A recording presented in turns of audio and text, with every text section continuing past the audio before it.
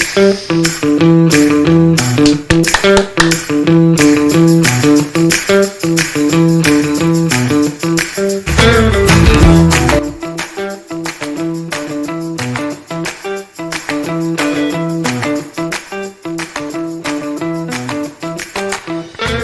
what's going on, everybody?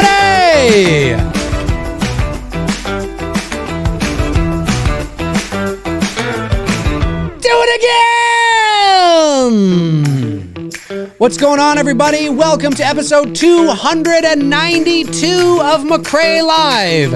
The date today is Thursday, November the 7th, 2024, 7:09 p.m. Eastern Standard Time. My name's Dave McRae, coming to you live from the Voice Man Studios in Toronto, Canada. And tonight is Jamie Lee Curtis returning to the Halloween franchise? I don't know. Is she returning? Do it again!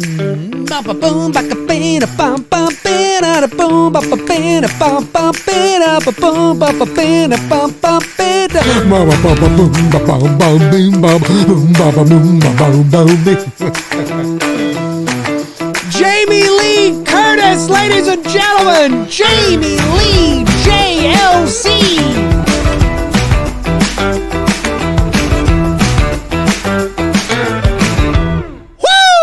What's going on, everybody? Welcome to episode 292 of McRae Live. Thank you for joining me here.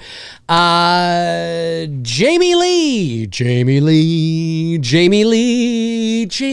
Curtis. Jamie Lee Curtis.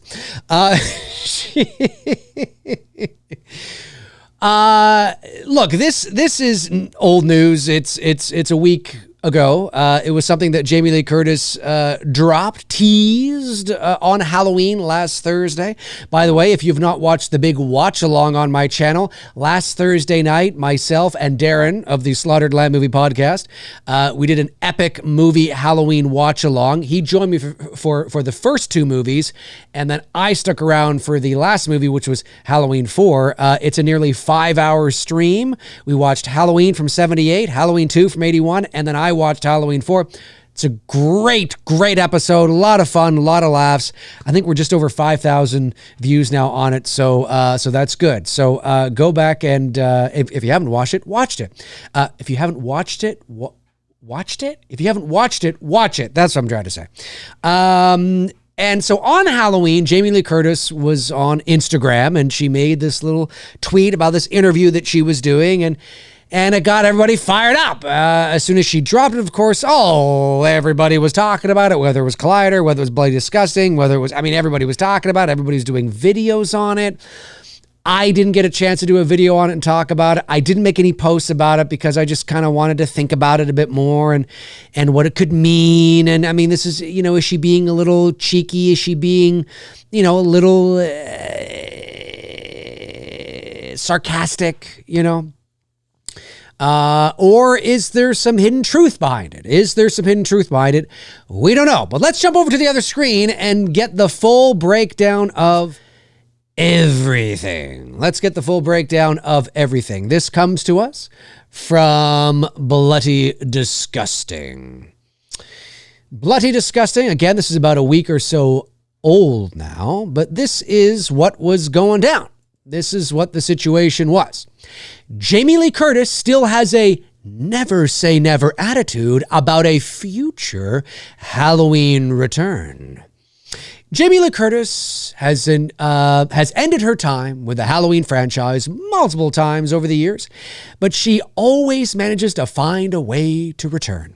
First in Halloween H2O back in 1998, and of course later in David Gordon Green's trilogy that came to a close with Halloween Ends. But is she finally ruling out another return?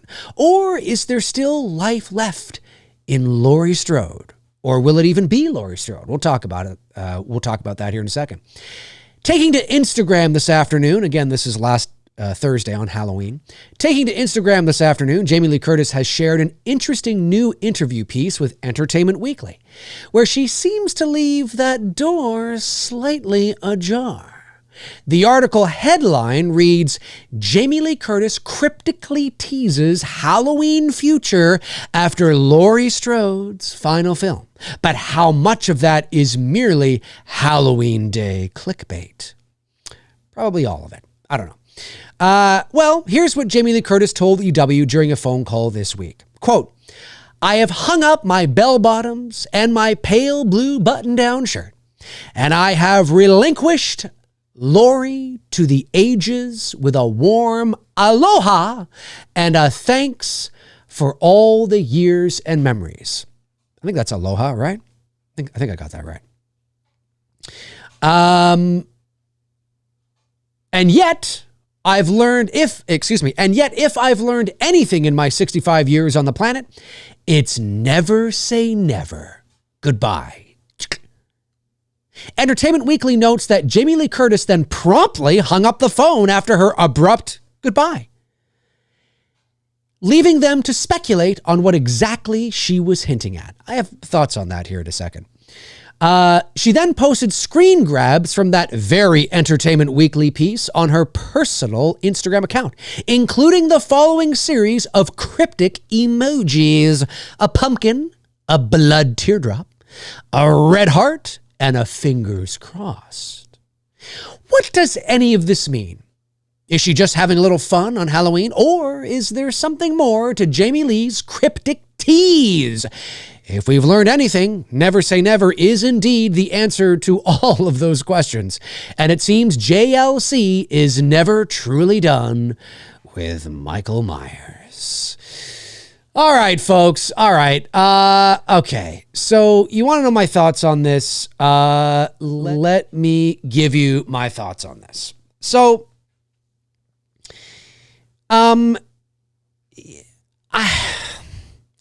first of all, let me say this. If you're asking me at face value, do I want Jamie Lee Curtis to return to the Halloween franchise? There's a lot of variables at play here, and a lot of fans don't like to think like this. They're very black and white, and it's just a yes or a no, which of course is my poll in the chat, which is, do you want Jamie Lee Curtis to return to the Halloween franchise? But there's variables there. So for me, the answer is a hard no.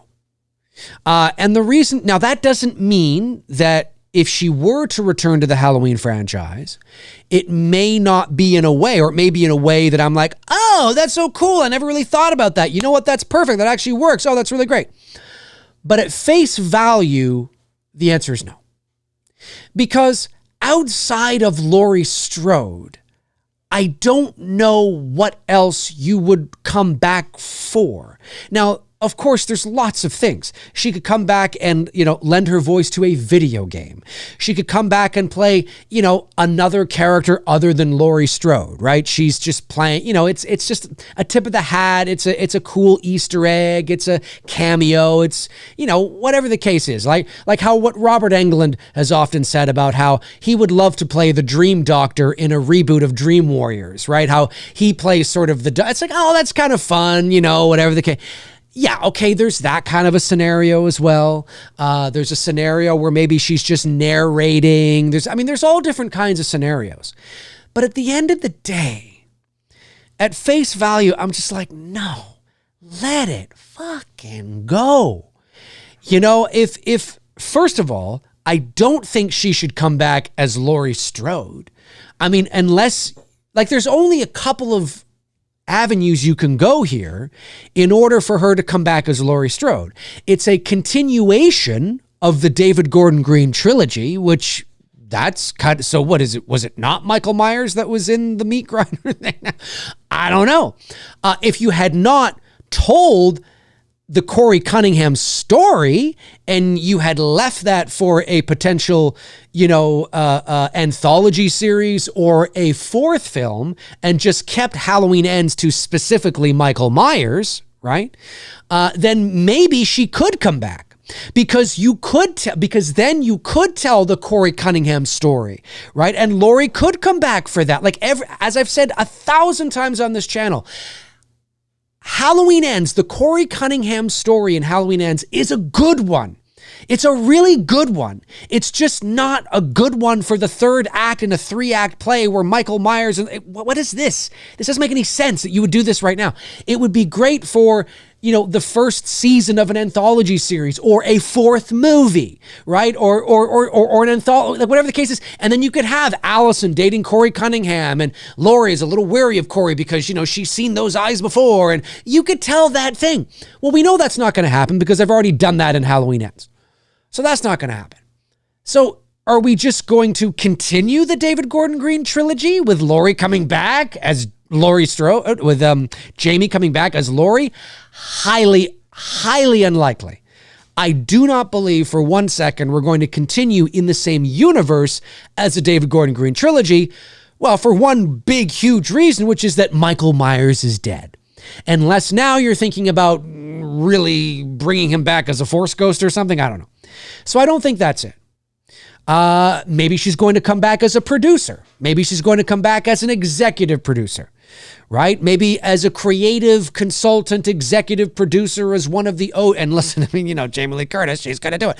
And maybe she's going to come back and she's going to help spearhead, whatever anthology series they're doing, or whatever movies or TV shows, whatever the case is. Maybe she's going to come back as a figurehead, as, which is great for marketing. And, maybe she'll come back and she'll direct a couple of episodes of a TV series or something. Even if it has nothing to do with Michael Myers, it's an anthology series or whatever the case. She's still part of the Halloween universe again, still part of the Halloween franchise again. So maybe there's that avenue as well, right?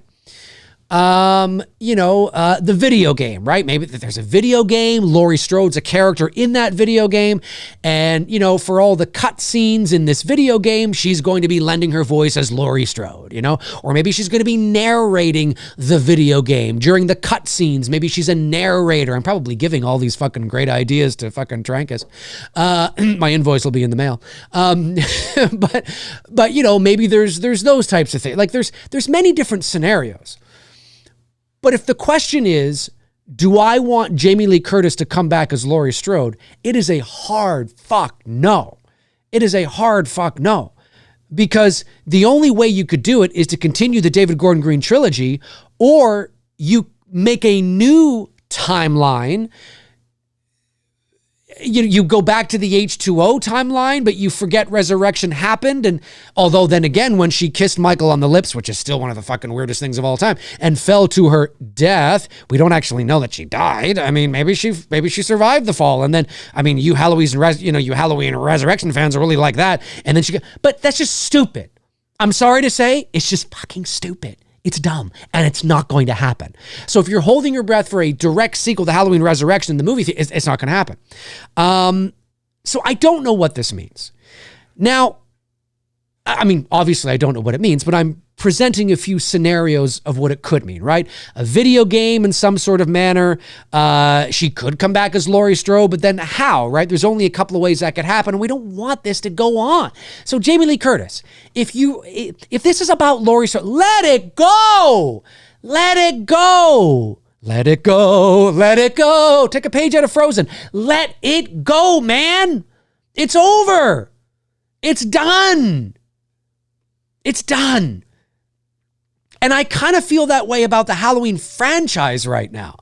And I've said this ad nauseum on my channel. I don't say this as not a Halloween fan. I say this because I am a Halloween fan. I don't need another fucking movie right now. Let it go. I know they want to strike while the iron's hot, and maybe Trankus feels a little more eager to do that because I say this with all due respect, but the Akkads and Trankus, and really all they have is Halloween. I don't mean that they're not involved in other things, sure, but Halloween is their bread and butter. Halloween is the creme de la creme. It is what brings in the shekels. And so I understand that when it's doing well financially, you may want to strike while the iron's hot because you don't have anything else going. And so I do get that. Whereas if they had, if they were a major studio, maybe they could take their time because, yeah, this is doing really well, but we also have all these other franchises that are fucking hot, right? So maybe they can take their time. Whereas if it's all you have, you feel like you want to, milk it for all it's worth. And so, but I don't care. We just had a divisive trilogy. and divisive trilogy. And especially with that final one, let it go. I'm good. I got the good, the bad, and the ugly. Let's let it go, right? And so I don't want her coming back as Laurie Strode. I don't want that. Because like I said, it means only one of two things. Because of her age, it means only one of a couple things. It's a continuation of the David Gordon Green trilogy, which makes no sense because Michael's dead, or it's another timeline going back to now she's the H2O Laurie Strode years later. It's stop! Enough! And that's not going to happen. That's not going to happen. So I don't think this means she's coming back as Laurie Strode. Unless it's coming back as Laurie Strode in a television format that is filling in the gaps, you know, like maybe it's a television like leading up to Halloween 18. They're doing like, 5 years before Halloween 18. So they're telling, all those years in there and the relationship with Karen and, and all that kind of stuff. It's like, oh God, nobody want, do you want that? I don't fucking want that. I mean, somebody's going to want it. I mean, look at our poll. Would you like to see Jamie Lee Curtis return to the Halloween franchise? 29% say yes. Now, I didn't specifically say Laurie Strode, mind you, but a lot of you do want Jamie Lee Curtis to come back. Most of you don't. There's 152 of you who voted. I don't want her to come back. I really don't. As Laurie Strode. And maybe I should have been more specific in that poll, but I certainly don't want her to come back as Laurie because I just let it go. It's exhausted. It's done. And I am not a big fan unless it's done delicately and with class and it's not intrusive. I'm not a huge fan of former actors coming back playing different characters in reboots or remakes. I think it's okay if it's a cameo or if it's kind of like a little nod. I'm totally cool with that. But for that actor to be heavily involved in that remake or reboot as another character, like they're part of the core ensemble group of people, never really been a big fan because quite frankly, I find it too distracting. And so, I wouldn't want her to come back and she's playing Laurie Strode's grandmother. We reboot the movie and we cast, I don't know, I'm just spitballing here, Jenna Ortega as Laurie Strode and Jamie Lee Curtis is playing her grandmother and she's like heavily involved. No. Let it go. But of course, there's money involved here. And Jamie Lee Curtis was a producer, I believe, on the David Gordon Green trilogy as well. So, she could very well just want to be on board with whatever they do as a producer, as an executive producer, as a producer, and just milk it for all it's worth financially. That could be happening as well. Hey, folks, 172 people in here right now. Make sure you hit that thumbs up button and subscribe if you haven't. We're less than 300 subscribers away from 30,000. Let's see if we can get there.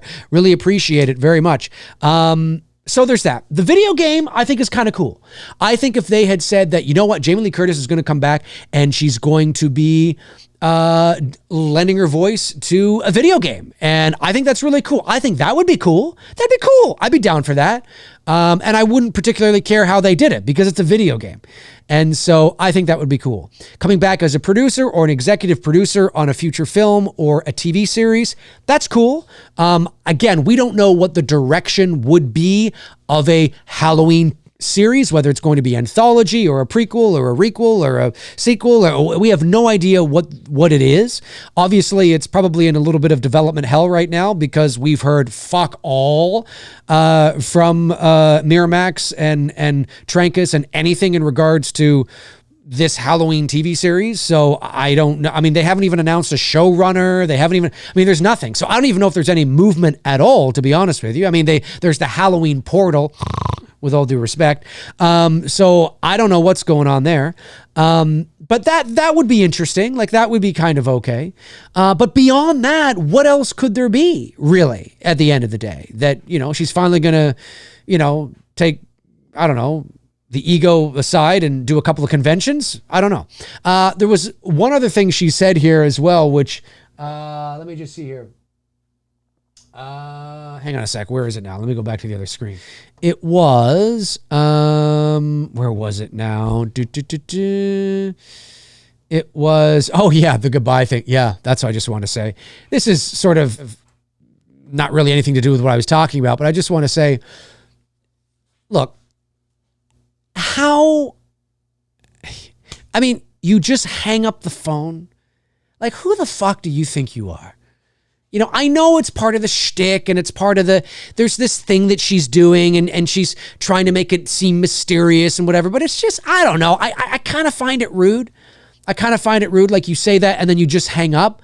Like you couldn't say, and you know what? That's all I'm going to say on that. But I just want to say thank you for the interview. And I've got to go now, but thank you very much. And I'll talk to you soon. Like you could still leave it mysterious and still have, a little bit of an epilogue, quote unquote, to the goodbye. Right. I mean, to just say that and be like, and in my 65 years, there's one thing I've learned is never say never. Goodbye. Like, who the fuck do you think you are? Like, with all due respect, Jamie Lee Curtis, with all due respect, I could say some things. I'm not going to say some things, but I'm just saying, like, Jamie, take it down a notch. Take it down a notch. We love you, Jamie. We do. Freaky Friday, True Lies, Trading Places, Halloween, A Fish Called Wanda. It's a Fish Called Wanda, right? Yeah. Come on. You're Jamie Lee Curtis, my girl. You're Jamie Lee Curtis. But Jamie, take it down a notch. I just don't have time for that nonsense. Like, I really don't care who you are or what your status is or how big and mighty you think you are. I just find that kind of shit rude and irritating. Like, you can't just say goodbye to the interviewee or the interviewer, I should say. That you can't just be like, because again, I know that in my 65 years, never say never. Goodbye.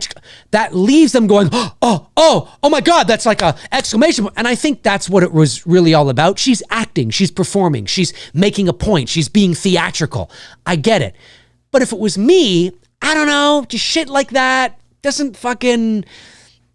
it just rubs me the wrong way. Like, I couldn't give a frog's fat ass who you are. Like, you could still leave it mysterious, right? Like, you could, like, as I said, you could be like, in my 65 years, there's one thing I've learned is to never say never. And that's all I'm going to say on that. Okay, well, listen, I've got to go. Really appreciate it. Goodbye now. Like, you could still kind of make it a little more, not quite as harsh, you know what I mean? And it still leaves you with that, because it still feels abrupt, but it feels abrupt without necessarily being fucking rude. You know what I mean? But Jamie Lee, she doesn't fucking care. She doesn't care. And another thing I want to say, Jamie Lee, we love you. Let me preface again, Trading Places, Halloween, oh my God, Freaky Friday, My Girl, Fish Call. I mean, Jamie, we love you. We love you, Jamie. We love you. But can you please stop the fake crying? Please, every time you're given an award or every time you get to, it's fake as fuck. It's fake as fuck. Every time I just want to say that I'm really... Stop! It is so disingenuous. Disingenuous? Disingenuous? Whatever the hell I'm trying to say. You know what I'm trying to say. It's fake as fuck, man. Oh my God, there is nothing more irritating than Jamie Lee Curtis fake crying. And I love Jamie Lee Curtis. I do. We all love Jamie Lee Curtis. But just somebody's got to be like, yo, bring it down. Like... Her publicist, although with Jamie Lee Curtis, don't you get the impression that Jamie Lee Curtis be like, shut the fuck up, I'm going to do what I, like, she's kind of got that rebel, hippie, she still thinks she's 25, kind of like, I'm just flying by the seat of my pants, like she walks, she's still got that thing about her, and that's fine. You know what? Cool grandma, that's great. But the fake crying has got to stop. I don't buy one bloody tear coming for her, whether it's thanking horror fans at the Oscars or whether it's accepting some award from John Oh my God, it's fake as fuck. I'm sorry. I have to say it. Somebody's got to say it. I do not buy it at all. At all. I don't buy it. I just don't. She's got to stop the fake crying. God, every 5 seconds, she's like, I just want to say that I'm sorry. I don't buy it. I can tell it's fake. I know it's fake. I'm an actor. I can tell. I don't believe you. I don't believe you. So please just pull it back. You can be endearing and you can say, thank you so much. And this means the world to me. And I really appreciate this. And you can take a moment and be sincere. It doesn't feel sincere. You can be sincere and you can be heartfelt and you can even be emotional with your words and how you articulate those words without having to resort to fake crying. You know what I mean? Like it just comes across, it's totally, and I know I'm not the only one. I know I'm not the only one that looks at that and goes, okay. And if we're not, and if we notice it, you bet your ass her circle notices it. But because she's powerful and she takes no shit from nobody, there's probably a group of her circle is probably terrified of her. To be quite honest with you, her publicist probably wouldn't even dream of saying, Jamie, you know what? Maybe pull back on the fake crying a little bit, because she'd probably be fired. But anyway, I love Jamie Lee Curtis. I do. I sincerely do. I've always loved Jamie Lee Curtis. It's just over the last little while, I'm just like, oh, I don't really buy that. It really feels like you're fake crying here. Like, I don't believe you. So anyway, that's neither here nor there. It was just something I needed to get off my chest. And Jamie, if you ever see this, I love you. I do. Please don't take this the wrong way. I love you. Come on, True Lies. Come on. We love you, Jamie. We love you. It's just whatever. That just feels awkward and weird and not sincere. So yeah, folks, look, the last thing I'll say on this, and then we'll jump over to the Q&A, is the emojis. The emojis, where are we here? The emojis. So the emojis are a pumpkin, a blood tear, a heart, and a fingers crossed. So when I look at this, I think to myself, I think the most, if this isn't just a Halloween clickbait fucking around with people on Halloween, which crazy enough, I don't think it is. I think there is something here, but I don't believe it's Jamie Lee Curtis coming back to Halloween as Laurie Strode. Unless it's, again, like a voice in a video game or something. I don't believe that.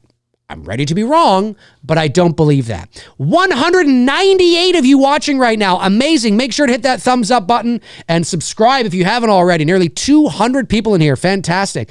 I will just say that I think if we take those emojis at face value and we look at what is the most telling emoji, in my opinion, it's not the pumpkin, it's not the blood tear, and it's not the heart, it's the fingers crossed. That fingers crossed tells me that there is the potential of something that has been brought to Jamie Lee Curtis's attention, right? And there's something that is not set in stone, and maybe the deal hasn't been done. The dotted line has not been signed. The contracts are still being negotiated, but she is aware of something that is potentially on the horizon, and that's obviously what that means, right? It's not set in stone. It could still go either way, but my fingers are crossed that maybe I could come back to the Halloween franchise, and I think it could be maybe as a producer, right? Or, as I said, as a voiceover in a game or something to that degree. Because again, it wasn't, coming back as Laurie, because she did specifically say that she's hung up her bell bottoms and her blue pale shirt. And that might be very telling right there that, yeah, that part of my Halloween journey is done. That part of my Halloween, it's all done. But I'm going to come back as an executive producer on the television series. I'm going to come back as a producer on this movie, or I'm going to come back as the voice of a video, whatever the case is. If she does come back, that's our safe bet right now, is where I think that we are heading, is somewhere in that area. But whatever she does and however she comes back, Jamie, just don't cry. Just please, unless it's sincere and it's real. Please don't cry, Jamie. Enough of the crying, enough of the tears. Anyways, folks, my name's Dave McRae. If you're watching after the fact, jump into the comment section. Let me know your thoughts on what you think this could mean. Do you think that she's just pulling the wool over our eyes? Do you think she's just fucking around because it was Halloween? Or do you think there's some truth to this here? Like I said, I think that emoji, that fingers crossed emoji, did mean something. But it's telling that it is still very much a work in progress. So what that means, I don't know. But let's jump over to the chat room and see what you are all saying. Let's discuss this. Tell me what it is. Tell me your thoughts. Tell me your opinions. Now I would love to know. Sean Sheridan became a part of level number 2. Thank you, Sean. Brandon Collins, been a member for 12 months. Thank you, Brandon, one of our great moderators here. Sends in a member chat and says, the only thing I could see her doing is a very short cameo or supporting role, and a Halloween anthology streaming series. Laurie's story is over. I agree with that. I think that's the likelihood. That's part of what it could be, a cameo to something to that degree. Or she can play another character in an anthology series that has nothing to do with Michael Myers. Not in the same universe as Michael Myers. I mean, like nothing to do with Michael Myers, like a Season of the Witch, or not even Charlie Bowles, because that's in the same universe as Michael Myers. Something it's completely different, like it's a creep show kind of thing, or whatever the case is. Yeah, maybe she comes back to the quote-unquote Halloween franchise in that way, right? In that regard. Who knows? We'll find out. But I agree with that. Frank Riker, what's going on? Frank sends in a very generous super chat. Thank you, Frank. You didn't have to do that. Says, the only way Jamie Lee Curtis can stay relevant is talking about Halloween. She knows this. Let's be honest. She's not picking movies or roles that deserves Oscars. Those who say she does only base it on the length of an actor, not the role, the length of her career, not the role. Yeah, Frank, I get what you're saying about that. I agree with you that I don't think, I think maybe had it been any other year, I liked Everything Everywhere All at Once. I liked it. I thought it was a good movie. I certainly can't even begin to fathom how to write a movie like that and have it all make sense. So certainly I enjoyed it, but I did not think it was Best Picture of the Year material. And I certainly didn't think that Jamie Lee Curtis deserved winning Best Supporting Actress. I mean, she was good. She was fun in her typical funky sort of self kind of way. I think we were still getting through COVID and the box office was still struggling and movies were still, so I think had this been like 10 years ago, I don't even know if that movie would have been nominated, and I don't think she would have been. And Angela Bassett, of course, was it Angela Bassett? Yeah, Angela Bassett. Yes, I think it was you could tell. I mean, she handled it like a pro. She's been around for a long time, but you could tell she was pretty pissed. So yeah, I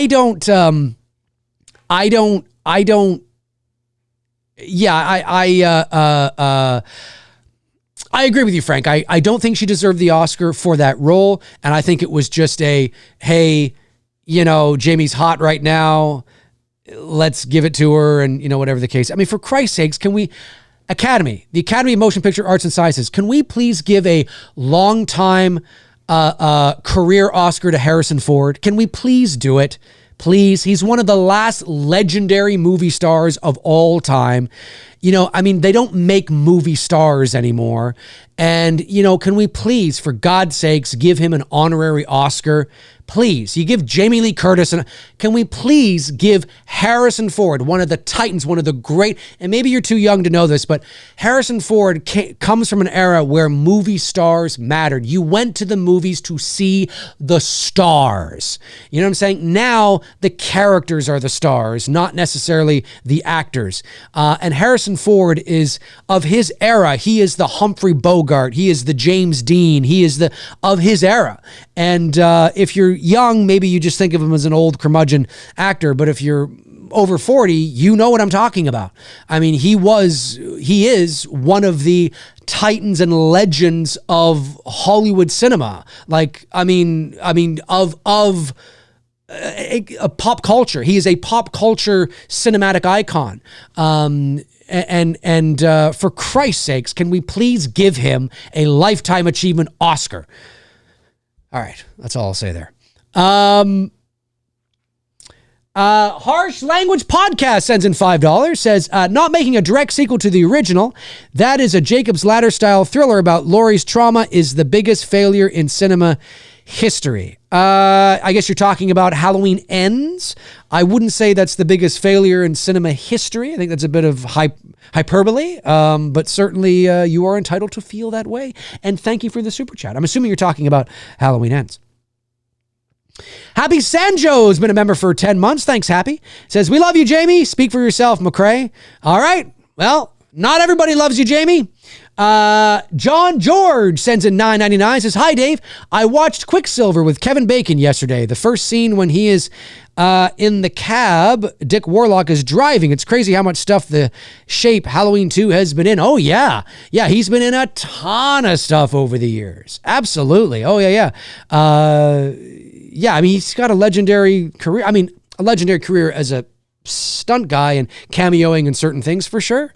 Yeah, it's impressive. It's impressive. Reese Wilson, what's going on? Reese sends in $14.99 Australian shekels. Says, also a hard no for me with Jamie Lee Curtis and Laurie Strode return. At some point, I'd love to see a film with Dr. Loomis in a cat and mouse style thriller with Myers, with someone like Daniel Craig cast as Loomis. Ooh, okay. I see where you're going there. I see where you're going.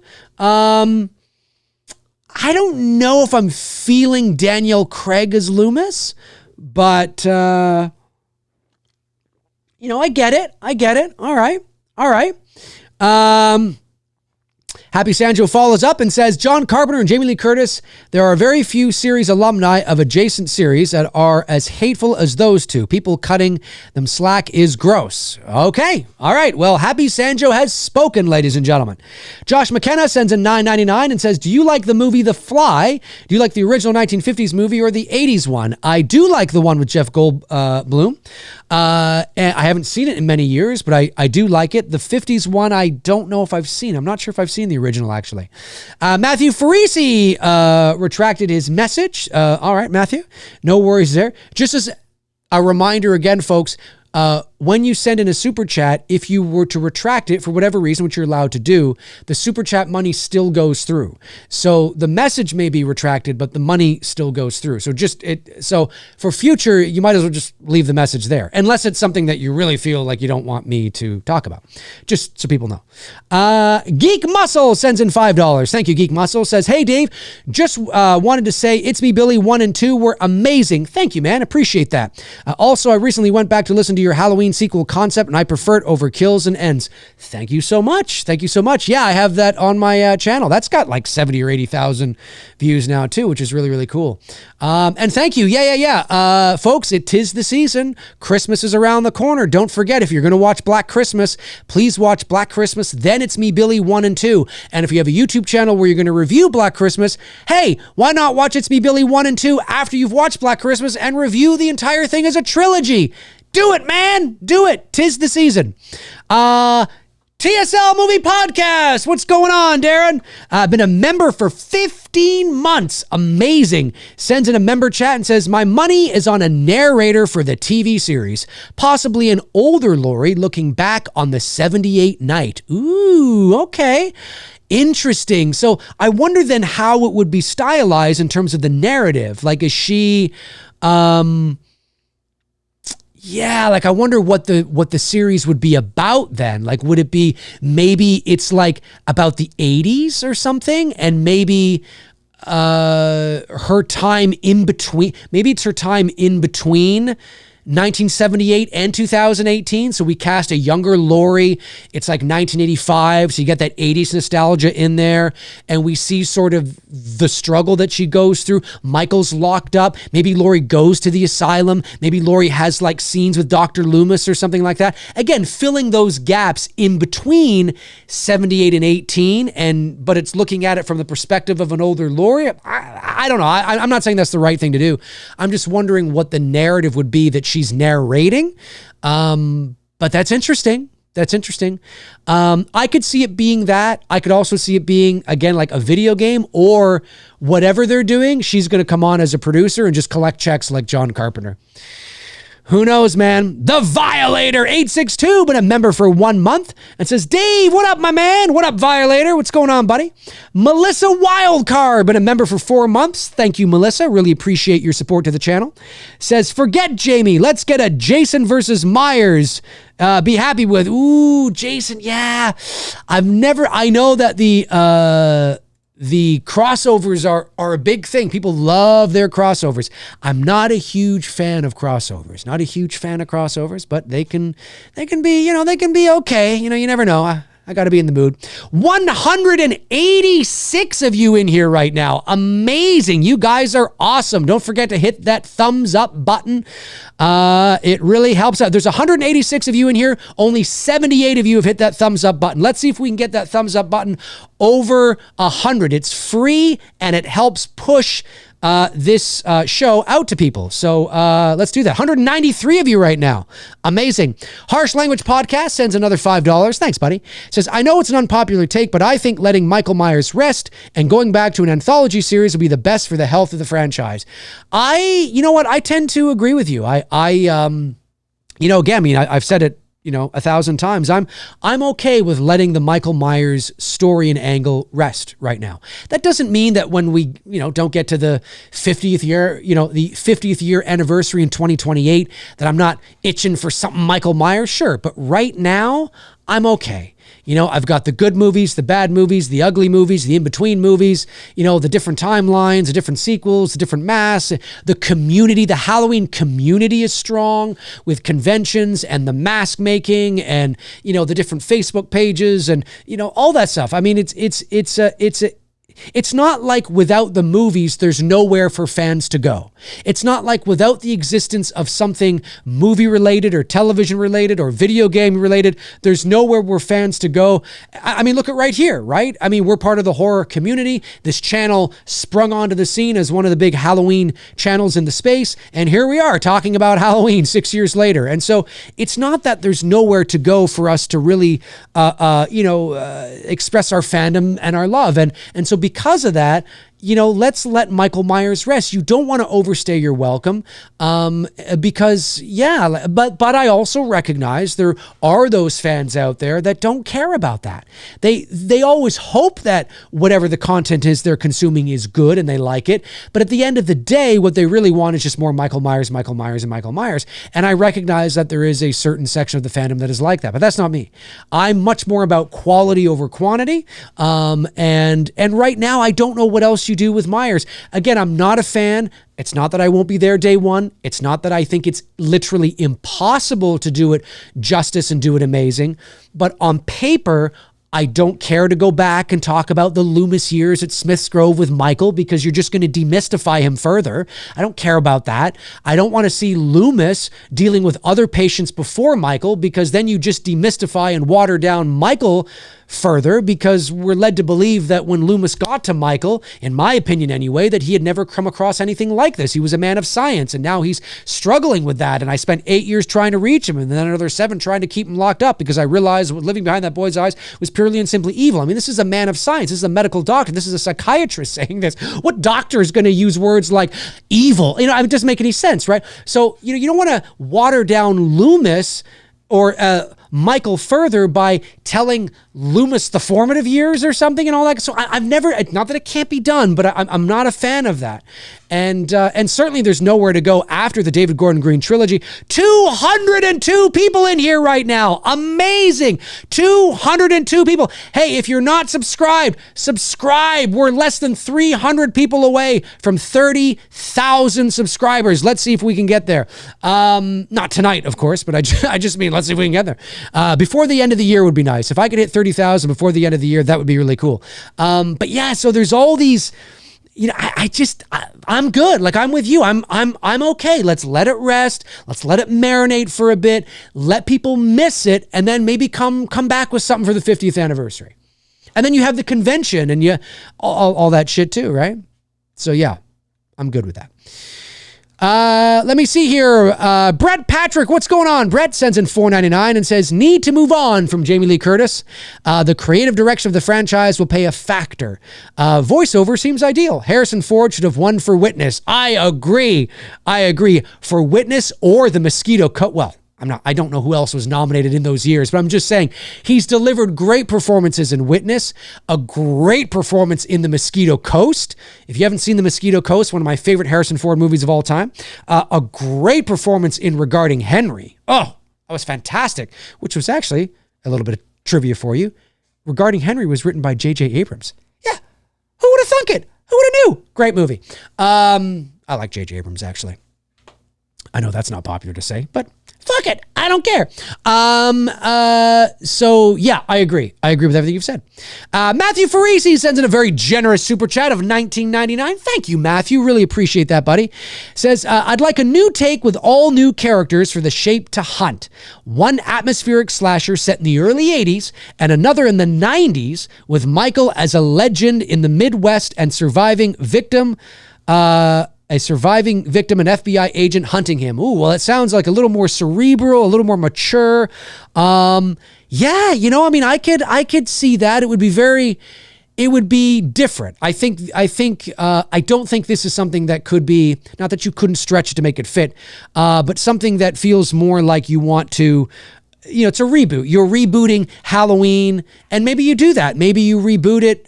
Maybe it's something like, you know, I don't know. I don't know where to go, but I dig your thinking. I dig the line of your thinking where you're going. It's like that thing that Tony Michael and I always talked about. Well, where, you know, you reboot Halloween, but you reimagine it, but you don't completely remove the DNA either. So you reimagine it to be maybe a 1950s film noir, black and white film. It's really creepy and eerie and dark. Dr. Loomis is not a psychiatrist. He's a detective from Chicago, Illinois, and it's set in the 50s, and he's got to come to the town of Haddonfield, this little town where shit is hitting the fan. He's the big city detective that's got to come and figure shit out and investigate what's going on. And yeah, you said setting it in the 50s is great because, again, it's the nuclear family. It's the last decade before the sexual revolution and the Beatles and, you know, Woodstock and fucking unprotected sex and, you know, all. I mean, the 60s was that free love, you know, real kind of thing. The 50s was still for the most part very conservative. You know what I mean? And so having a movie like that, you know, set against the backdrop of 1950s Americana, I think would be really fascinating. You don't completely remove the DNA, but you just reimagine it a bit. You know what I mean? Inject some new life into it. Tony Michael and I, of course, my co-hosts of the Two Dudes and Some Bullshit podcast, which is coming back, by the way. It is coming back. We came up with that idea. There's an episode where we talked about that. I think it's a couple years old now, but I think that would be an interesting take as well. But I don't think that's going to happen. Josh McKenna, another $9.99. Thank you, Josh. Appreciate that. And says, I don't like Loomis in Rob Zombie's Halloween. He was not a sensual doctor. That's right. He wasn't. Do you remember that? Of course I do. In all seriousness, I did like Scout Taylor Compton and Danielle Harris in the movie. Yeah. Oh, I mean, listen, there's a lot of issues I have with Rob Zombie's two Halloween films, but none of them have anything to do with Scout Taylor Compton or Danielle Harris. There's other factors, other issues, ladies and germs. Let me see here. Super chat from Matthew Farisi. Thank you, Matthew. Says, I also like your crime noir 50s black and white take. We were just talking about that. There you go, my man. There you go. Thanks, buddy. Yeah, like I do too. I think that would be really cool. Like, I can tell you right now, folks, if whatever they're going to do with the Halloween franchise, and we don't know what that is, the franchise, now, no news is good news because who knows, maybe in the next week, they're suddenly going to spring something wild on us. But because there was literally nothing other than the Halloween portal in regards to anything Halloween announced around Halloween time, not even the announcement of like a showrunner or there was nothing, tells me that it's either in development hell or they're really keeping it very close to the vest, or they're just having some trouble figuring this out. Maybe there's been no movement on this TV series at all. I have no idea because it's been a long time since we've heard anything. And so, but I can tell you right now, if whatever news comes down the pipe, if it is literally like if a Bloody Disgusting article is released tomorrow and it just says, Halloween rebooting, here's the showrunner or here's the director or here's who's blah, here's, all this kind of stuff. And it's just basically telling the story over again. Listen, am I going to be there at the box office? Of course. Am I going to be turning to whatever streaming service it is? Yeah, of course, because I'm a Halloween fan. But that does not excite me at all. I'm like, we're doing this again? So it's just gonna be so it's about like a 6 or 7 year old child on Halloween night who kills his older sister and he's locked up for 15 years and he escapes, he comes back. We're doing this again? Like, no, stop. Now that doesn't mean you can't ever do that again, but you have to wait. If you really want to capitalize and have the best possibility of success, you either have to inject some wild new angle to it, like what I was talking about in, the 50s film noir thing, where it is that story, but it's from a bit of a different angle. Michael and Judith, are sort of, they're only like 2 or 3 years apart, right? And there's a bit, so like you kind of tell that story, but a bit of a, from a bit of a different angle, or you've got to wait. Like until like a generation passes. You got to wait like 20 years until there's new people that you can appeal to, because you're just going to be appealing to the same fucking people. You just ended that story. Now you're telling it again. Everybody's showing up. It's the same people that are showing up and watching this. And we're all going to go, we've been here, done this. What are we doing?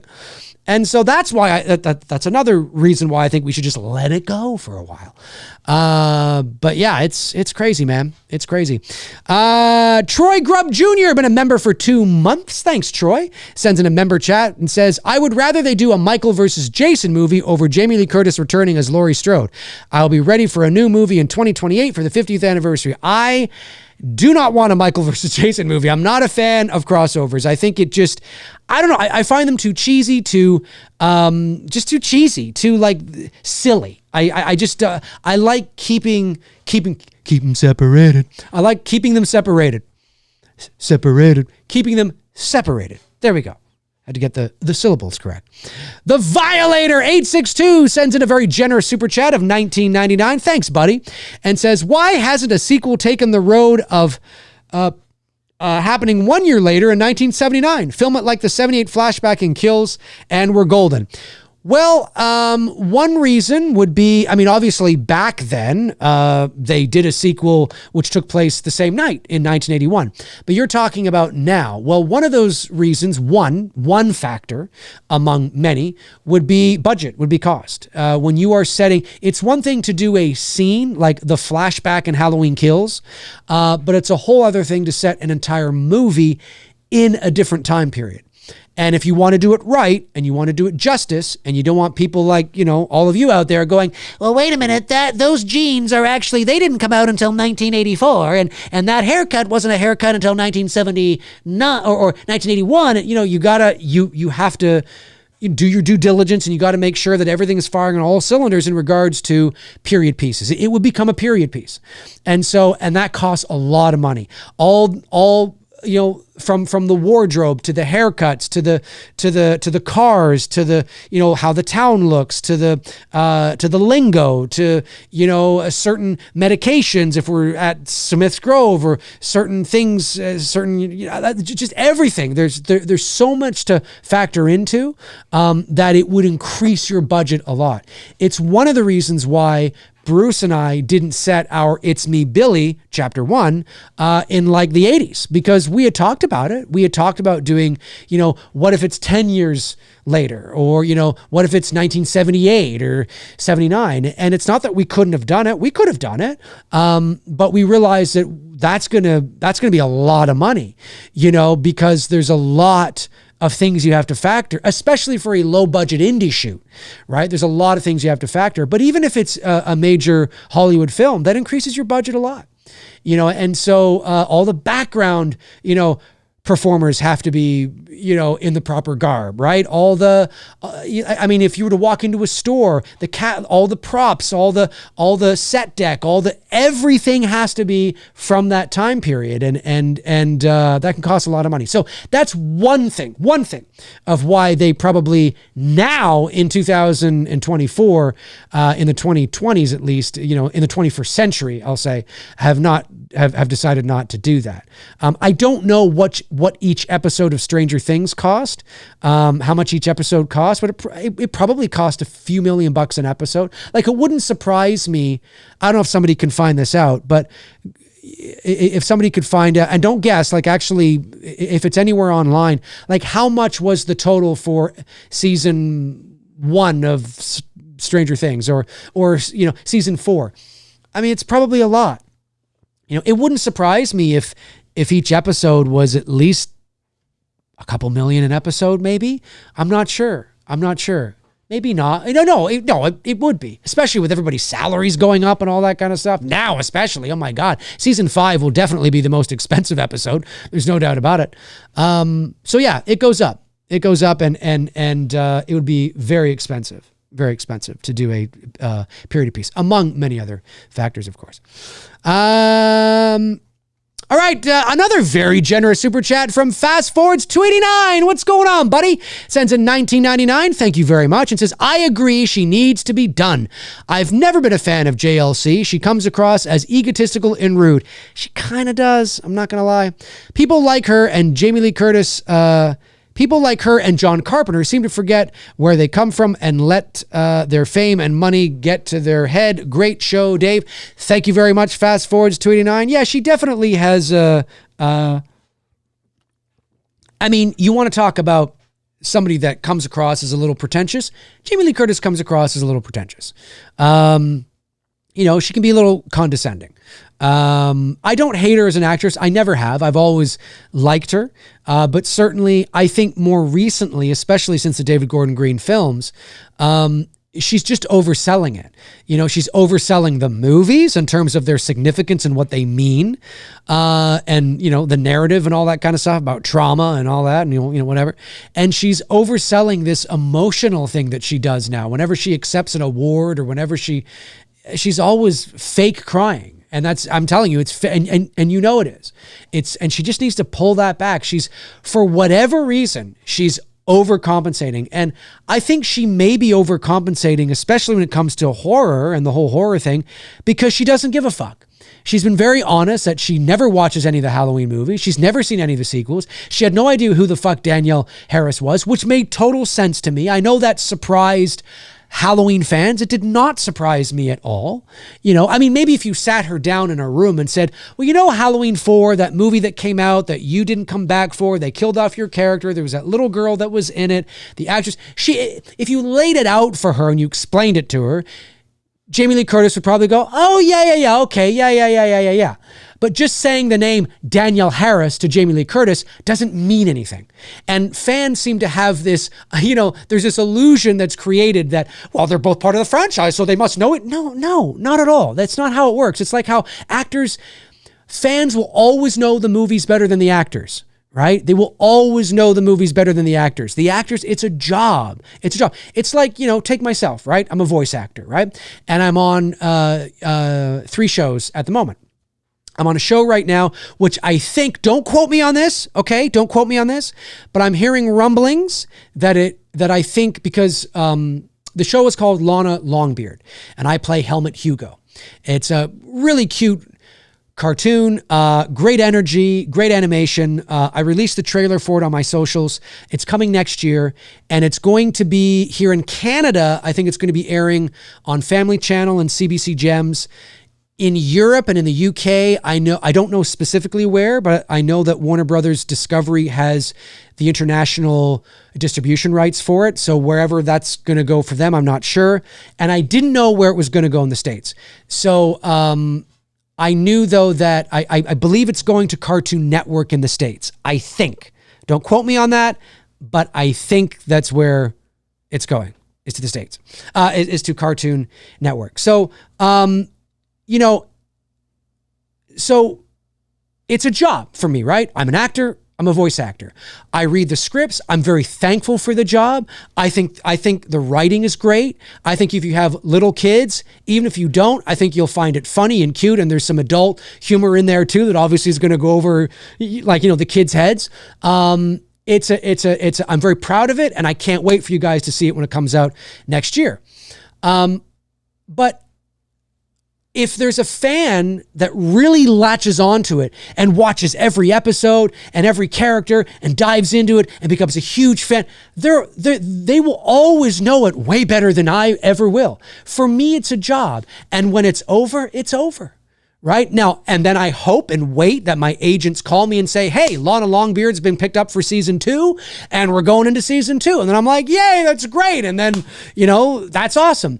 But it's a job for me. It's not that I'm not appreciative of it. It's not that I don't like it and think it's cool and it's fun, and I do. But when it's over, I move on to other jobs that I'm doing, and I'm not thinking about it, right? And so that is, generally speaking, the life of an actor. It's not that there's some actors like Mark Hamill who knows a lot about Star Wars, but generally speaking, that's what it's like. And I think with Jamie Lee Curtis, it's the same thing. She's openly admitted she doesn't even like horror movies. She doesn't like horror movies. And she looks down upon them, like, she looks down upon them. And she even, she'll even call people out online for letting their little kids watch Halloween. Like, she's you want to talk about pretentious and condescending. Jamie Lee Curtis has got a bit of that bone in her. And as much as I really do like her as an actress, and I love a lot of the movies that she's in, I think Jamie Lee Curtis overcompensates. I do. I think she, for whatever reason, when she's accepting an award or it's the final day on set of Halloween, she feels like, oh, you don't have to do that. It's fake as fuck. You don't have to do that. Just every time she gets an award, you can, as I said earlier, you can come across as sincere and endearing and respectful and very appreciative without leaning into the fake crying. I don't know why she does it. I wish her publicist would tell her to stop. But like I said, maybe if she did, she'd be fired. I don't know. But I hear you, man. I hear you. I do. All right, let me see. I just want to make sure I'm getting all the super chats. A lot of them have come in. I don't want to miss any. Same with the member chats. Harsh Language Podcast, $2, says, best example of that is Wes Craven's New Nightmare. I see what you're saying. Yeah. Well, hey, maybe they should do that with Halloween. Why not? Do something meta with Halloween. Bring back all the Halloween alum and do a Wes Craven's New Nightmare version, but for Halloween. That would be interesting. There's somebody real who's dressing up as Michael Myers who wants to kill all the Halloween alum. You never know. And then Carl Weidman sends in $5. Thank you, Carl. Says, even though I enjoy some of the sequels from Friday, Nightmare, and Halloween, watching them makes me appreciate the first one or two films even more. Yeah, well, it can do that, right? And I think, I think the older that somebody gets as well, the wiser that somebody gets, certain things that may have appealed to you as a child, or that may be a little kind of silly or whatever, you tend to, I think as people mature, their tastes mature, and they realize that, as the sequels move on in a franchise, they can become gimmicky. And they can lean into gimmicks and shticky things and which you absolutely accept when you're 12 or 13, but when you're 35 or 40 or 45 or 50, you realize that this isn't appealing to me anymore. This is not, whereas the first couple in the franchise took themselves seriously. It's not gimmicky. It's not shticky necessarily. I'm speaking generally, of course. And it feels more mature and for just kind of like, whereas you get to the later sequels. I mean, look at Freddy. I mean, Jesus Christ. Look at Freddy's Dead. One of the worst films I've ever seen in my life. And I mean, if you really want to appreciate, hell, if you're not a fan of Elm Street 2, you want to appreciate Elm Street 2, just watch Freddy's Dead. Of course, I know there's people that love Freddy's Dead, but I'm not one of them, folks. I'm not one of them. All right, have I got all the super chats and member chats? I just want to make sure I've got them all. Yes, I believe I have. I just want to make sure. I I have. Okay, let me get some non-super ones here. Brandon Collins. Brandon Collins is talking to Michael King. Great. Davey Deathray. What's going on, Davey? Great to see you here. Jordan Decker is here. Brandon Haddonfield says, Dave, are you doing a planes, trains, and automobiles video for Thanksgiving? Well, my Thanksgiving already passed because, of course, I am Canadian, based here in Toronto, and we celebrate Thanksgiving on the second Monday in October. However, I do know that you Americans celebrate Thanksgiving on the last Thursday in November. So am I doing something specifically? Probably not. No, I don't think I am. But that doesn't mean I won't, but I haven't really thought about it. But maybe, you never know. You never know. Fast Forward sends it a member chat. Thank you, buddy. He says, also wanted to say, love the Halloween trilogy show you did with Darren.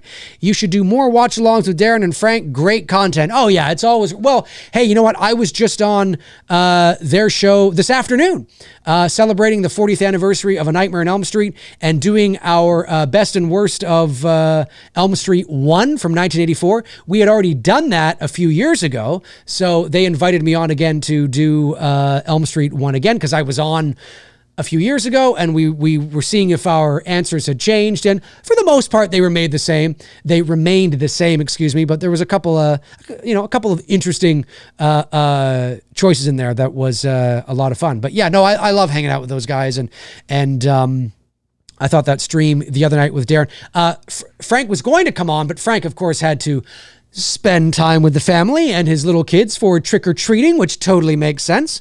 Darren and I, of course, don't have kids, so it's much easier for us to jump on a holiday, and that is very kid-centric, of course. But no, it was fun. It was a lot of fun. And again, if you haven't watched that episode, watch it. A lot of fun, and you'll be in stitches over the sensual doctor fiasco that was going on. Really, really a lot of fun. Oh, Frank, of course. Frank says, Dave, did you vote on Tuesday? I know what Frank's doing. Yes, I did. I voted for the diarrhea party.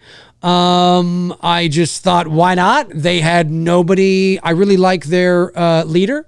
And I thought they speak for things that I really identify with, like more Pepto-Bismol in the stores, less spice in the chili, maybe, taking maybe some less beans in the beans. So, I really kind of identified with the diarrhea party, and that's who I voted for.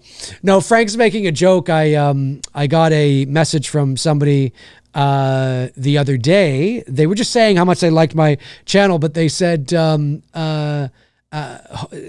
something to the effect of, hope you had a good time voting on Tuesday, or something like that. And no, for those of you that may not know, I did not vote on Tuesday because I am Canadian, based here in Toronto. For those of you that may not know, I am not American. So love my American brothers and sisters. Visit the States a lot. My favorite hockey team is the Buffalo Sabres. I only live an hour from Buffalo. But no, I did not vote Tuesday because I am not American. But it was fun to watch. Happy Sanjo sends in $5. Thanks, Happy. Says, where do you want to see your channel in the future? If the channel became enough income to live off, would you, or is this where you want to be? Great question, Happy. So in order for this, for me to, okay, so I will say this. In order for me to do this full time, there would have to be major changes, right? I make a little bit of money, obviously, through the super chats and through the memberships, but not nearly enough to live off of, right? You know what I mean? So I would have to, like, to quit my job. I mean, that's a whole different ballgame. It's a whole different ballgame. It would have to, I mean, I would have to turn this into, I would have to be, I'd have to have 500,000 subs, and I'd have to be doing content all the time and generating tons of ad revenue and all that kind of stuff. To be able to live off of, right? I'm not a multi-millionaire or anything like that, but I do well with what I do. And so in order for me to, quit my job, and have this take over, I either have to downsize my life or I have to figure out a way to match, my income. So there's that part of it. The other part of it is, I don't necessarily want to be a YouTuber for the rest of my life. It's not my first love. I love doing it and I love being here with you guys, and I make a little bit of money on the side, which is great and appreciated. You guys are amazing. But it's very much a hobby, right? And having fun and connecting with you guys. And I love it. And I would love it to grow. I want to hit 30,000 subscribers. I've been thinking about, now that we're at 292 episodes of McRae Live, and I'm thinking, geez, we're approaching 300 episodes. And I'm like, what's the future? Do I keep going or do I restructure it? Do I revamp it? I've often thought about doing like a late night show, in terms of like, not a late night show, like a variety show, like a talk show, but like a coast to coast AM type show. Maybe I go live at like midnight. You don't see me, but you only hear me. We talk about like weird, crazy paranormal stuff. And I read some of your stories or whatever, and it becomes a real like eerie, creepy show to listen to, before you go to bed or something like that.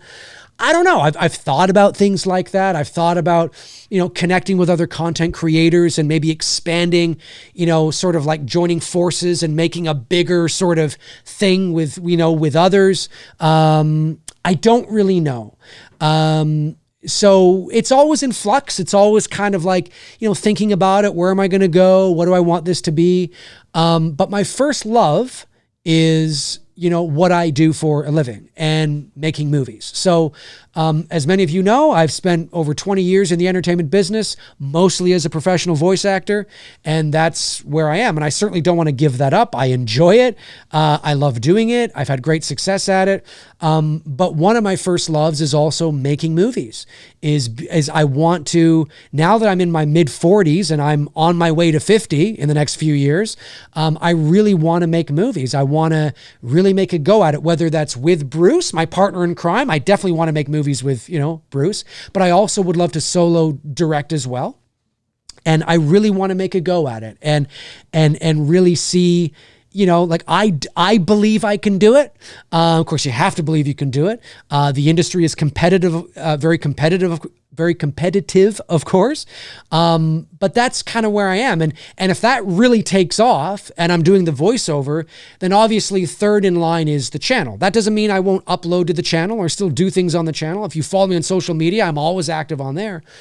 But if you were to say to me, Dave, do you want to do your YouTube channel for the rest of your life and have it huge, or do you want to make movies? And I don't mean fan films that I can't make money from. I mean, make movies that you can seek distribution for, feature films that can wind up on Netflix or Hulu or Prime or in the movie theater. Who knows? Yeah, it's a no-brainer, right? That is what I will do. That is, I will, of course, that's what I'll do, because that's my, one of my first loves, right? And so that's what I'm working towards, is hopefully I can have that opportunity to see if I can do that. And that's very exciting to me, right? Very, very exciting. You only live once, so it seems. And now that I'm in my mid 40s, I'm like, I'm not saying I'm old, but I'm not 28 anymore either, right? And there are guys and gals, but there are guys that are like 25 that are making Hollywood films that you go to the theater to see. And I'm thinking, well, I'm old enough to be their dads, for God's sake. So I'm like, you know what? I really got to buckle down and do this. So that's when I think of my life and my future and my career. It's very much the voiceover, of course, which is still it's an ongoing thing. I haven't given that up, and really focusing on taking my filmmaking career to the next level. And the Billy films have been tremendous for that. Great experience, professional sets, professional crew, professional actors, professionally made, really wonderful experience to cut your teeth on. And now I feel I'm ready, as Bruce does as well, to take it to the next level, whatever that means. And so So I hope to keep the channel going, but in order for me to like dive in full time and make this a career and this is my full-time job, I would have to give all that up and I would have to figure out a way to generate, you know, a lot more than what I'm making now in order for me to quit everything, right? So I don't know if that's going to happen because I don't necessarily want to do that either. So, but that doesn't mean that the channel won't continue to evolve and reinvent itself along the way. 300 shows of McRae Live, 30,000 subscribers. That's a nice round number to maybe start to think about how to, you know, make things fresh. You know what I mean? I'm not saying I'm definitely going to stop these live shows. I'm just saying that I'm always thinking of that kind of thing. So it's a great question and I appreciate it. Happy. Thank you. Let me see here. Jeff Harris sends in $4.99. Thank you, Jeff. Says, not a Halloween question, but do you have a favorite noir or neo-noir movie? You know what? I don't. I'm sure if I Googled it, I probably could think of something that I quite like. But I can't think of anything off the top of my head. Hang on a sec here. Let me just... I just want to check something. No,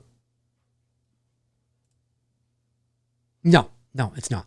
It's something I was checking, but it's not. I'm not 100% sure. I'd have to think about that a bit more. I'm sure there is, for sure. Let me see here. Jordan Decker, $2 says, can we get some Freddy Krueger singing Tiny Tim? No, not today. I saw that post. My voice is, I've done a live show with Frank and Darren. I'm almost at 3 hours here with live shows. Today I got some voiceover work I have to do in the morning, so I want to save my voice. The Violator 862 sends in $19.99, says, kind of off topic, but where do you want to see the Predator franchise go next? Ooh, I like that. I feel like there is a lot of potential for a truly terrifying movie in that franchise. I mean, the invisibility, mimicking voices, etc. I agree. I was a big fan of Prey. I thought Prey was excellent. And I'm hoping that it continues sort of in that vein, in that realm, down that avenue, down that path. I don't think, what's her face? Her last name is Mid Thunder, right? Or something like that. Fuck, that's a wicked last name. And she's easy on the eyes too. So that was kind of fun, but I don't recall. I loved it. I thought Prey was great. But I know there's a sequel in the works, I believe. But I don't think it's going to follow her. I think it's going to be separate. I can tell you right now, I have no interest in seeing another Predator Alien film. I really couldn't give a frog's fat ass about. I'm not a big fan of universes colliding unless it makes sense in terms of like superhero multiverse. I mean, that kind of makes sense. But I don't want Freddy and Pinhead, Michael and Jason, Chucky and Leprechaun. There's something about that kind of thing that just seems silly to me. And so that's just me though. I recognize that's just me. That's kind of how I've always felt. But I think just to continue on the path that they are going, less is more. Less is more. Make it small. Don't make it huge. You know, just less is more. And that's what was so effective about that Prey film. That Prey film was terrific. And whether they can capture lightning in a bottle again with it, you know, in the franchise, I don't know. But I thought it was great. All right. Have I got all the super chats and member chats? Let me just see here. I just want to make sure I've got everything. Yes, it looks like it. Okay. Good. Goody. Rob Thidoff says, hey, Dave, I always say they should use the TV series to show the aftermath after that Halloween 78 events. However, I know that would never fly with the studio execs or diehard fans. Well, I mean, it could, but then Michael's... Oh, I see what you're saying. Do it in the sense of after the events of 78, but not including Halloween 2 from 1981. So just Halloween 78 is canon because then Michael could be out there. But then again, it becomes a period piece, right? And you run the issue, the same issue with that in terms of budget. I mean, doing a scene, a flashback scene, which is very sort of, it's controlled. I mean, let's not forget the Myers house was built on a soundstage in Atlanta. And so those scenes in the flashback with them, you know, walking up to the Myers house, entering the Myers house, that's all in a controlled environment on a soundstage in Atlanta. And, you know, you just have to get the proper, you know, you get, you know, some 70s haircut and, you know, I mean, it's easier to do. And during the streets, it's so dark, right? If you go into an older part of a town, a very older part of town at nighttime, and you bring in some picture cars, which just are the cars for movies, and you put some 1970s automobiles parked on the side of the road, and you're shooting at night in an older part of town, well, there you go, right? I mean, you can, it's very easy to do in a short period of time, in a couple of shots and a couple of scenes. But if you want to create an entire movie around that, where now you're shooting in the daytime and you're shooting in many locations with you know, many actors and you know, and now your budget goes up because you have to now wardrobe and set, like it becomes a huge period piece. It was much easier to control that in Halloween Kills because, you know, there wasn't a lot, you know, and they weren't shooting on location either. So they were shooting on location for the alleyway thing where he's like, stop, you know what I mean? Yes, but when it got to the Myers house, they're on a set. They're on a sound stage in Atlanta. So, you know, yeah. It's much easier. Fast forward to 29, another $19.99. Thanks, buddy. Really appreciate that. Says, what I like about you and your show is your outlook on things and how I can relate. That's awesome. Even though I wasn't born until 1994, I remember as a kid being in my room recording Halloween 2 on VHS.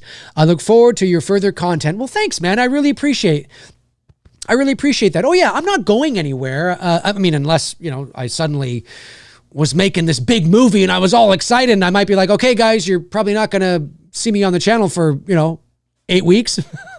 But I mean, I'll always be on socials too, right? But yeah, like the content's not going anywhere. I just have been doing this a long time.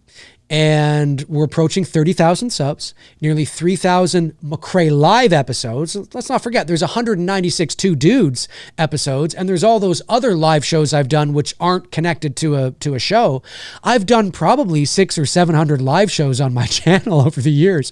There's over 1,400 videos on my channel. You know, you sometimes look at it, you go, okay, I mean, 30,000 subs, what do I want the future to be, right? You know, and what does that mean? And how can I keep things fresh and bring in new viewers and all that kind of stuff? One way I could do it is turn to pre-recorded videos only and become a movie reviewer. But I'm not going to do that because I have no interest in doing that. And that would mean I have to watch every movie that comes out, and I have absolutely no interest in watching every. There are already movie reviewers that do it and do it well. Your Lee McCoys, your Cody Leaches, you know, the Wham guys, that's great. I'm not a reviewer. I can review a movie, and I've done it on my channel, but it's usually the Halloween movies, right? I'm not reviewing, you know, Long Legs and, you know, I'll give some thoughts on it, but I'm not doing a review in the structured way, right? Like going through the plot, telling your likes, your dislikes, breaking it down, what worked, what didn't. Like all those guys do that. I don't do that. I'm more of a pundit, you know, I'm like that one guy said years ago, I'm like talk radio. And I enjoy it. I just thought, how cool would it be to have like a late night show, you know? But again, you don't see me, you only hear my voice, you know what I mean? And maybe we're talking about like paranormal stuff or, you know, weird, unusual. It's like a coast to coast AM, you know what I mean? I've thought about doing that. But I make no promises. It's just something that crossed my mind. But I appreciate the super chat, and I appreciate that you appreciate. Thank you so much. Simon Mills sends in a member chat. Thanks, buddy. Says, on the topic, I don't think Jamie should return On the topic, I don't think Jamie should return H2O and Halloween Ends are good enough. Ends for her character. Let's do something else. I agree. Also, thanks for your time, Dave. I appreciate you. So keep on going. Well, thank you, Simon. I really appreciate that. And I appreciate you being a member here on the channel. And as it says right there, you've been a member for 14 months. Amazing, amazing, amazing. Thank you, thank you, thank you. Marty says, Dave, those Versus movies are cool because they have, in this case, two villains or two characters that you fear and or hate beating the shit out of each other. It's cathartic and really fun to watch. I am so glad that you feel that way, but I just don't feel the same way. I find them silly, and these people would never exist in their universes. And for me, it's like, it just waters down the franchise. I just don't think, I like keeping everything separated. And because to me, it just feels like it's too gimmicky. It's too much of a shtick. It's too, by the sheer nature of some of these characters coexisting in the same universe, you have to get gimmicky and shticky with it. And I just don't like it. I much prefer things to be taken seriously, and that's just how I am. And if it works for you, that's great. That's amazing. But I've never been a big fan of it. It's not that I can't watch it and sit back and turn my brain off and have fun with it, but I would never advocate for it. I would never be like, yeah, I want to see Freddy versus Jason or Chucky versus Ghostface. I'm just like, no, I don't want to see that. I don't want to see that. To me, it just waters it down. But that's me. That's me. Alex Shambach says, Dave, is there any major updates on your filmmaking career progress with the studios? No, nothing to report yet. Not yet. If anything exciting happens and I'm allowed to talk about something exciting happening, I will definitely let you know. I will just say that it is a constant thing in motion and in flux. Bruce and I are working on things behind the scenes. There are some things that are, as I said, in flux, in motion, things that are there's some potentiality of certain things that are, moving and turning and wheeling and but there's nothing that I can, I'm not somebody that would ever put the cart before the horse. I want to be sure of something. I want to be sure. And when I am sure of that, something, I also have to make sure that I am also allowed to talk about it. And I've signed enough NDAs in my life to know, and B, something that I want to talk about. So there is no immediate news that I can share, but just know that there are always things going on behind the scenes that you guys don't necessarily know about or are aware of that we are working on. There are certain things that are always happening. So, but keep your fingers crossed. Just cross the fingers, cross the toes, cross your arms, whatever the case is. We'll see what happens, right? We'll see what happens. You never know. The Violator 862 sends another $9.99. Thanks, buddy. Says, though I was born in 2005, oh my God, 2005, that means you're 19, my man. 19. Amazing. I was 26. I was 26 in 2005. Though I was born in 2005, I relate to your content and your views on the series a lot, Dave. Keep up the great work. Excited to see what you do next. Well, amazing. Thank you, man. Thank you so much. Awesome. Well, hey, you know what? I think you have a great outlook. You seem mature for your age. I will say that for sure, which is great. You kind of remind me of me, and at that age, in terms of how well you speak and how well you structure your sentences together. Yeah, I think it's great to have you here, and thank you for being a part of the community, man. Really appreciate it. Very appreciate it. And thank you for being a member as well. Josh McKenna sends in a generous super chat of $19.99. Thank you, Josh. And says, I remember you saying you watched Zombies Halloween with your mom. I did. I watched it with my mom when I was a junior in high school. In the first 5 minutes, I was mortified by the language, especially since I was in high school. I did watch it. I took my mother to see Rob Zombie's Halloween in 2007. I was, in 2007, I was 28. So I was not young. I wasn't like, a kid. And I should have known. But yeah, the first 5 minutes of that movie, I'm sitting there with my 63-year-old mother, and I'm like, oh God. Oh my God. We didn't like the movie, needless to say. But my mom was such a big Halloween fan. She was a huge Halloween fan, especially that first movie. And we used to watch that first movie every year. We would watch it and at, Halloween time. So yeah, she loved it. She loved it. She loved it for sure. All right, I think I've got everything. I'm approaching an hour and a half here. Let me just double check. I think I've got everything. I just want to make sure that I've got everything. I believe I do. There's no member chats that are missing. There's no super chats that are missing. One extra super chat comes in from Ernie. Ernie sends in $4.99. Thank you very much, buddy. Really appreciate that. Thank you, thank you, thank you. I think I've got everything. Okay, let's check out the final results to our poll here. The poll was, I guess I should have been more specific in the poll, but the results are, the poll was, would you like to see Jamie Lee Curtis return to the Halloween franchise? 287 of you voted. 71% of you said no. 28% of you said yes. So overwhelming number of you, of the 287 of you anyway, said no. You do not want to see Jamie Lee Curtis come back to the franchise. But I gather, I should have been more specific on that question. My apologies. I gather that means more than likely to the role of Laurie Strode. I think if she came back to narrate a video game or to be the narrator of a TV series or to, come back as an executive producer, you probably wouldn't care. But I gather that means I don't want her, or maybe some of you are like, no, I don't want her anywhere near Halloween ever again. Maybe some of you feel that way. I don't know. Anyways, folks, listen, that is going to do it for me here on this episode of McRae Live. Thank you to all the generous super chats that came in today. I really appreciate them. The member chats as well. Thank you to my wonderful moderators for doing what you guys do. I really appreciate it.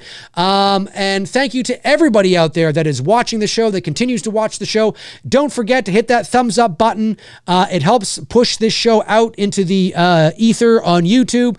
And also, we're closing in on 30,000 subscribers. We're less than 300 away. Let's see if we can get there before the end of the year. So if you're not subscribed, please subscribe and hit the notification bell, obviously, as well. And that way you'll be notified for any time I go live or upload a video.